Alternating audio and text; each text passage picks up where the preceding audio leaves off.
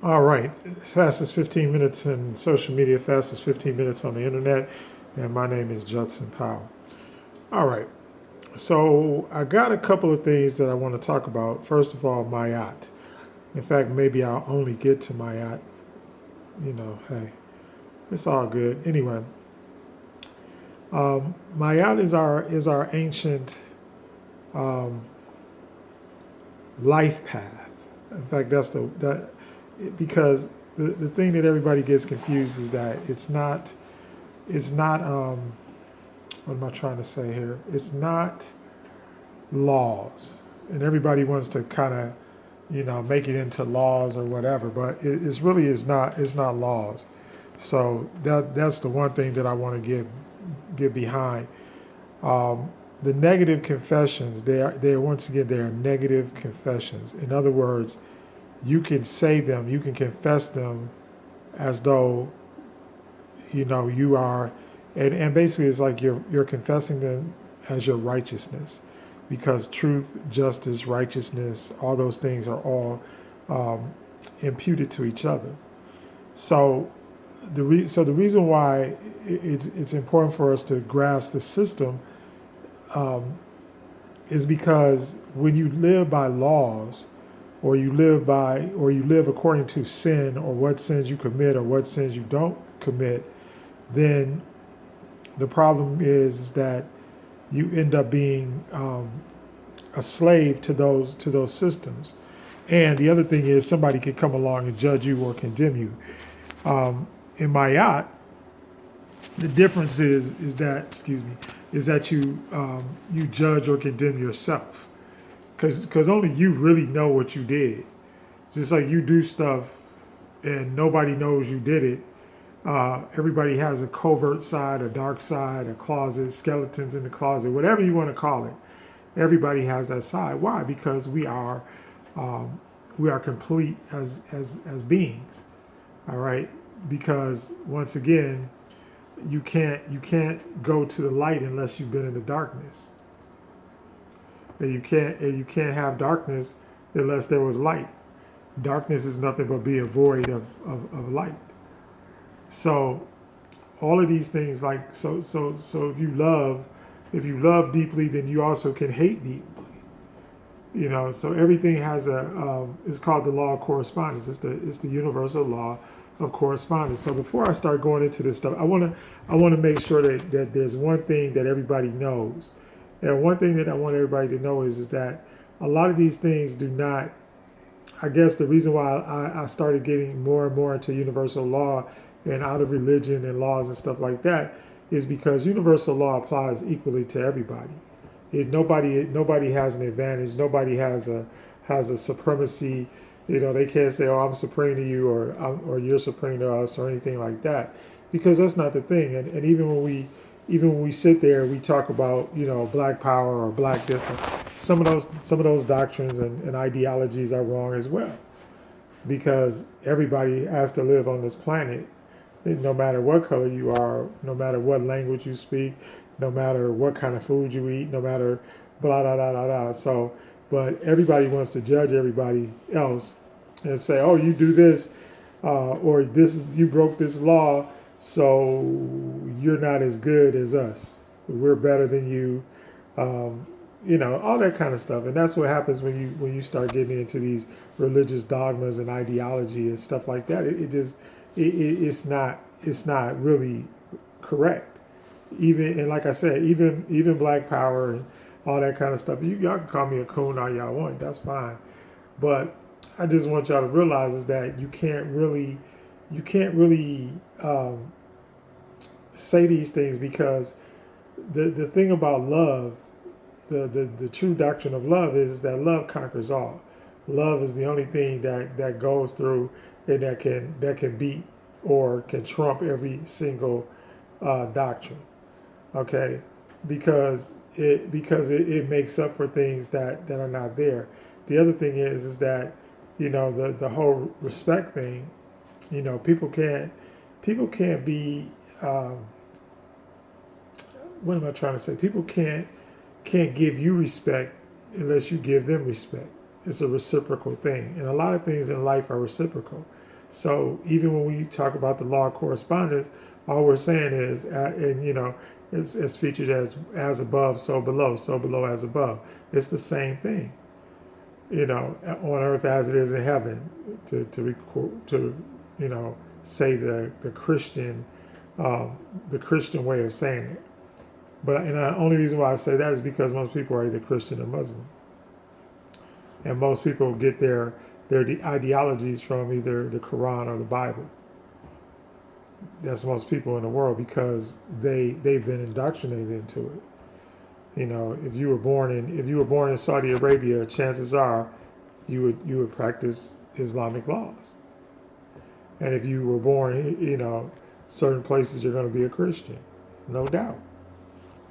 So that's why we have to realize that, and the thing about it is that these religious books were designed number one, to prevent anarchy, number two, to give the ruling aristocracy, power and control over you, so that you would do what they said do, or that you would think that the only way that you can be successful is to do what they say do. Which we know is not true. Why? Because we've had so many people that have bucked the current world order system, and then that's and hold on, let me preface that too with saying that everybody doesn't equate having a whole lot of money with success. But if you want to look at all the people that have a whole lot of money, most of them didn't follow any religious ideology, or they didn't follow the societal morality or rules. They did things they did it the way that they wanted to do it, and that was just it. And that's one reason why they were successful.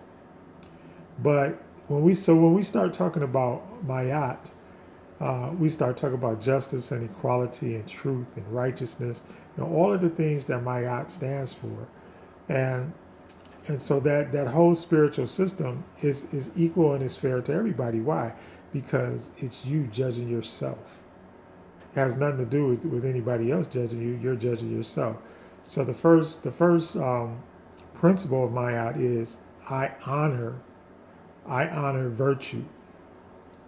So just that alone, we could stop right there. And if you're, and everybody in the Christian church, if there's a Christian in the Christian church that don't know about the virtuous woman, then I'm sorry. I mean, I'm not, I realize that you might have skipped over that part, but so virtue, so honor and virtue. And what does it mean to honor? It's like to reverence, to give props to say, look, this person is a good person and they're good because X, Y, and Z, or they do this to help people X, Y, and Z. So honoring, they're kind, they're loving, they're patient, they're, all of those things that we talk about as virtue, to honor that in people, to look at other people and say, wow, just like our Queen Mother Goddess, Cicely Tyson, she just passed away. But I don't think there's a person to a T that wouldn't say that she was a virtuous woman. Because it all was because, was she perfect? No. But the way she carried herself, the way she just carried herself and the way she acted and the way she did things, there was nothing negative that anybody of any race could really say about her. And then today we lost Rush Limbaugh. It's like, so that's when I talk about the law of correspondence, we went both ends of the spectrum. Because nobody would sit up there, to a person and tell you that Rush Limbaugh was a virtuous, honorable person. So you see how this, and it doesn't matter about color of skin or nothing. Even if Rush Limbaugh was a black dude Or even if, just like what's the girl's name? Candace Owens. We got one that's like that. And I'm not saying because of her politics. I'm saying it because of the things she says about people, and she doesn't give honor where honor is due. Did you hear that? Give honor where honor is due. And most people don't, and to honor, and then to think about a thing like virtue. If you honor virtue, and you can say that, you can confess that out of your mouth, then you're already starting out to be a good, if you can make that negative confession, I have honored virtue. If you can say that, then there's something good to be said about you. Because other people are going to blow your horn before you do. Just like why do you think people love, just like people get mad and they talk about other stuff. And, I've gotten into heated arguments with people, and it's not really arguments. It's just like saying, like, for example, like the difference between President Trump and President Obama. President Obama is virtuous. President Trump was not virtuous. And so if President Obama was here right now, I would honor him. I would give him honor where honor is due. It don't have to be the president. It don't have to be some big name person. I'm just using these as examples. But I'm sure some of y'all got mothers and grandmothers and grandfathers and fathers and mothers and everything else that deserve honor, where honor is due. Go and honor those people. Show honor to those people that are virtuous, that have been in your life, that have been virtuous in your life, in the span of your activities and the things that you do and the things that you say. I had a football coach named Mr. Washington, and he was a virtuous person. We're not saying he's perfect or anything like that, but he was just like a salt of the earth type dude. I couldn't, if I had to put one thing in a bag to save my life, one negative thing to say about him, I couldn't. And that's what virtue is. So what I'm going to do is I'm going to just go through all the aspects, the negative confessions of Mayat, and so you can see how are you living your life? How you living? You remember back in the day, that's how how you living. So anyway, thank you very much.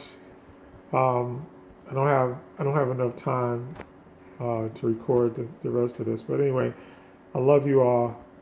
Hit the like button, hit the subscribe button, most of all, hit the love button, and hit the virtue button. There's people out there in your life that are virtuous, and they need your support, and they need your help, and they need your honor.